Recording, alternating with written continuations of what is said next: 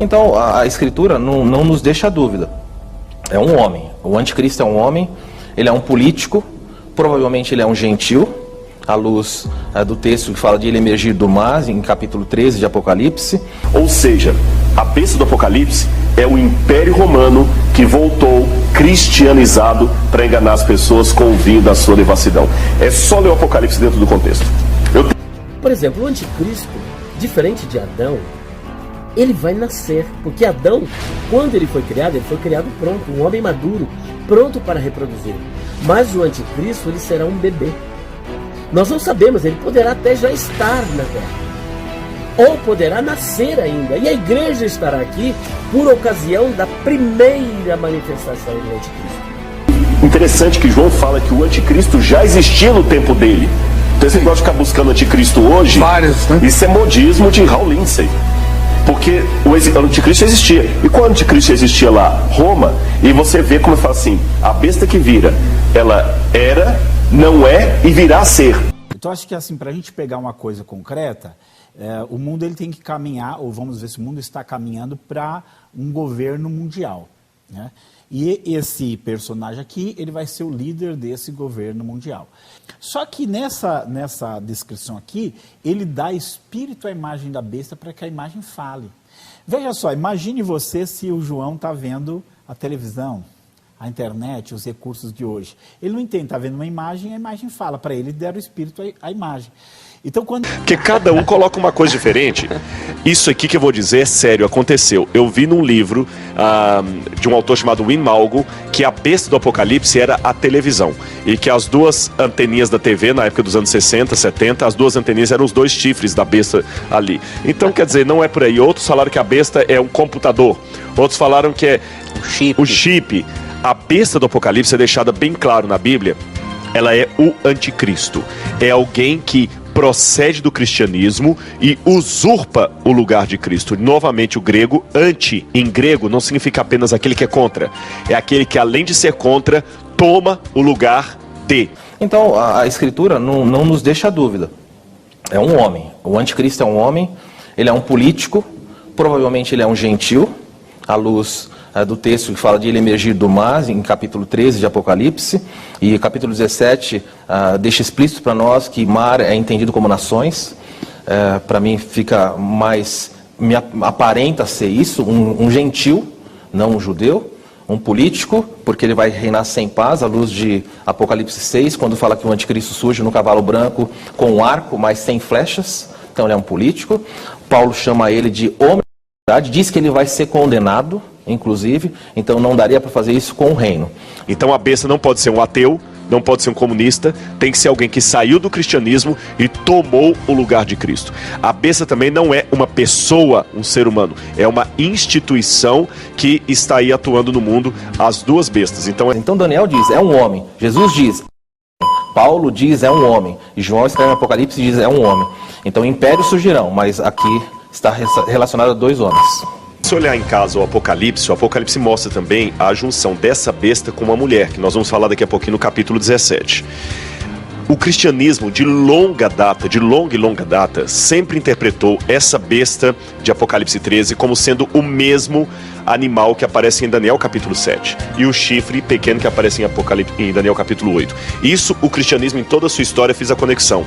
É o mesmo poder representado por diferentes símbolos. Outra conexão.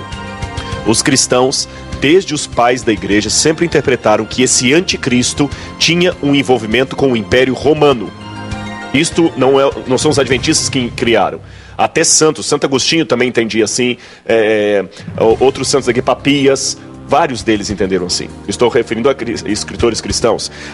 Por exemplo, o anticristo, diferente de Adão, ele vai nascer, porque Adão, quando ele foi criado pronto, um homem maduro, pronto para reproduzir. Mas o anticristo, ele será um bebê. Nós não sabemos, ele poderá até já estar na terra, ou poderá nascer ainda, e a igreja estará aqui por ocasião da primeira manifestação do anticristo. Esta é a argumentação que eu tenho utilizado. Mas a igreja resistiu firme, orando a Deus. Então a igreja tem sido um grande bloco de resistência contra as forças do mal. E aqui também ela continuará sendo. E assim que ela for tirada, o argumento é que depois disso, cronologicamente, aí então será revelado o anticristo. Esse é um argumento muito forte, né? Somado isso ao fato de que o Espírito Santo habita na igreja, e se é o Espírito Santo aquele que detém a manifestação do anticristo, só poderíamos imaginar a igreja presente sem o Espírito Santo. Quando João viu a mulher montada na besta, ele lembrou de Áshera, ele lembrou das apostasias do passado, e Deus falou com ele: João, o que aconteceu no passado vai acontecer de novo no futuro. Com os cristãos agora. Com os cristãos. Eles também vão se juntar. E com quem, Senhor? Com a mulher, com a cidade que domina sobre os reis da terra. E quando o cristianismo se juntou com Roma e trouxe toda a apostasia que se estendeu durante a Idade Média, Idade Moderna, ali se conflagrou o que seria a besta do Apocalipse. O que Paulo falou, a volta de Cristo não se dará sem que primeiro venha a apostasia e seja revelado o iníquo, o filho da perdição. E interessante que João fala que o anticristo já existia no tempo dele. Então esse negócio de ficar buscando anticristo hoje, né? Isso é modismo de Hal Lindsey. Porque o anticristo existia. E quando o anticristo existia lá? Roma. E você vê como eu falo assim, a besta que vira, ela era, não é e virá a ser. Porque era na época de João, ficou um tempo adormecida e vai voltou voltar a ser. Ou seja, a besta do Apocalipse é o Império Romano que voltou cristianizado para enganar as pessoas com o vinho da sua devassidão. É só ler o Apocalipse dentro do contexto. Por exemplo, o anticristo, diferente de Adão, ele vai nascer. Porque Adão, quando ele foi criado pronto, um homem maduro, pronto para reproduzir. Mas o anticristo, ele será um bebê. Então esse negócio de ficar buscando anticristo hoje, né? Isso é modismo de Hal Lindsey. Mas o anticristo, ele será um bebê. Isso é modismo de Hal Lindsey.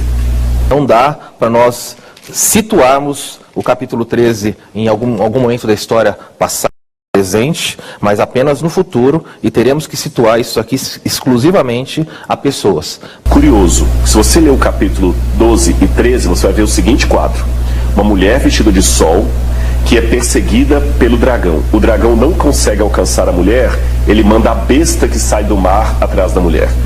E a besta vai ao encalço da mulher no deserto. E a grande pergunta é, pegou ou não pegou? A cena congela. Quando vai ao Apocalipse 17, vem um dos 7 anjos que tem as taças da ira de Deus e fala assim: mostrar-te-ei o julgamento da grande meretriz. E quando João chega até o deserto, tem uma expressão e fala o seguinte: quando a vi, admirei-me com grande espanto. Pastor, João já tinha visto o diabo, ele já tinha visto o céu. Por que só agora ele admirou com grande espanto? Eu falo com você por quê. Porque a mulher que ele viu vestida de sol pura, com a coroa das 12 estrelas, agora ele vê a mesma mulher montada numa besta escarlata, repleta com o sangue das testemunhas de Cristo. O que João viu? Uma grande apostasia do povo de Deus. E essa apostasia seria com quem? Ele fala, a mulher é a cidade que domina sobre os reis da terra. Qual cidade na época de João dominava sobre os reis da terra? Roma. E a mulher no Apocalipse 17, ela está sentada sobre 7 colinas. Volta a imagem da moeda. Olha a moeda de Vespasiano, que destruiu Jerusalém no ano 70. Você tem Vespasiano de um lado, e do outro lado você tem uma mulher sentada sobre 7 montes. E o Apocalipse fala, a mulher que se assenta sobre 7 montes. Roma. Escrito Roma ali. Escrito Roma. E fala, essa mulher que você viu montada na besta é a mulher que domina sobre os reis da terra. Mas o anticristo, ele será um bebê. Isso é modismo de Hal Lindsey. Fala assim que ele fala como, ele parece cordeiro, mas fala como dragão.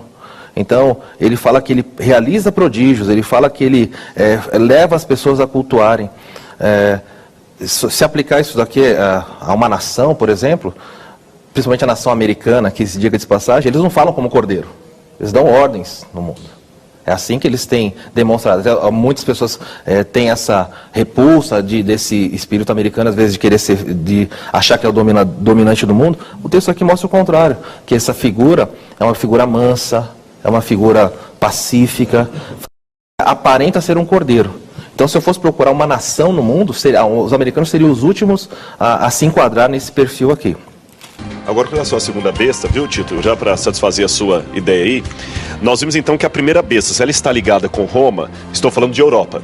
Concordam comigo? Porque o que hoje você chama de Europa era uma extensão do Império Romano, e lógico, pegava um pouco mais como o norte da África, a Ásia, mas é aquela parte ali. O mundo habitado naquela ocasião, a gente até fala muito em arqueologia do Mediterrâneo, o mundo do Mediterrâneo, né? Mare Nostrum, que diz em latim, o mar do Mediterrâneo.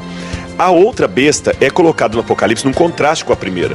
Ele mencionou que essa sai do mar. Se você olhar na sua Bíblia e na sua casa, Apocalipse capítulo 13, verso 11, esta outra emerge da terra.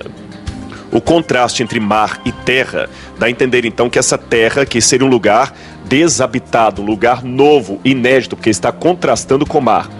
Ora, qual é justamente a representação da nova terra na história, que surge justamente depois de todo esse período da Idade Média aí? A descoberta da América. E assim como Roma, embora Roma seja apenas uma parte da Europa, a Europa toda é representada por Roma, eu digo Roma capital agora, tá certo? Você pega a cidade de Roma, ela representa toda a Europa. Então agora eu tenho que pegar o contraponto disso.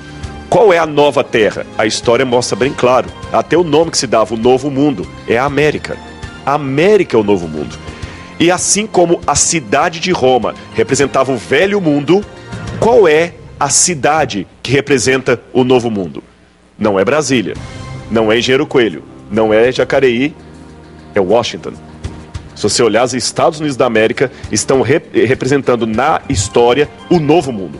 Embora, é lógico, Cristóvão Colombo chegou nas Antilhas e Cabral chegou aqui. Mas apesar da descoberta da América ter se dado nas Antilhas, a representação da América é até a chamada América do Norte. Então, na minha opinião, esta América do Norte representa a segunda besta do Apocalipse. O texto aqui mostra o contrário, que essa figura é uma figura mansa, é uma figura pacífica, aparenta ser um cordeiro. Então, se eu fosse procurar uma nação no mundo, os americanos seriam os últimos a se enquadrar nesse perfil aqui. Tanto é que no verso 11 diz que ela tem aparência de cordeiro, mas fala como dragão. Eu tenho muitos amigos americanos e, assim como eu tenho amigos católicos, eu espero que eles não se sintam ofendidos com o que eu vou dizer. Mas como país, eu não estou falando do americano, meu amigo, mas como país, os próprios americanos admitem isso. Você tem Michael Moore, que escreve sobre isso. Os Estados Unidos hoje são o gafanhoto do mundo. Eles consomem a maior parte da comida do mundo, a maior parte da eletricidade, eles dominam a economia, eles manipulam as mentes, mas eles parecem cordeiro, porque parece uma nação protestante, voltada aos princípios da família, mas ela tem uma aparência de cordeiro, mas fala como dragão. A Bíblia, o país da liberdade religiosa, ninguém pode ofender ninguém, o país dos direitos civis, olha que lindo, os negros foram respeitados lá, mas é o país que mostra, através de Hollywood, a maior promiscuidade, a maior pornografia, onde as igrejas estão abandonando. Esse país aqui, segundo a profecia, exercerá no futuro uma aliança com a primeira besta que terá alcance mundial. Duas coisas para fechar aqui. Tem que ser mundial, porque a Bíblia fala que o sinal da besta será colocado em todas as pessoas. Então tem que ter um alcance, um governo de características mundiais. E hoje estamos a postos disso acontecer, porque muitos sociólogos dizem que precisamos de um governo mundial, extra-fronteiras, que controle as bolsas de valores, a internet, tráfico de drogas e de armas, que hoje, infelizmente, estão nas mãos de ninguém. Precisamos de um governo único. É bom isso. Mas, de acordo com a profecia, esse mesmo governo mundo único pode fazer a tríplice aliança. Mas o anticristo, ele será um bebê. Esse é modismo de Hal Lindsey. Curiosamente, é assim que interpretaram Lutero, Calvino, os grandes protestantes. Eu vou falar uma coisa aqui. Escola historicista. Historicista. Eu vou falar uma coisa aqui.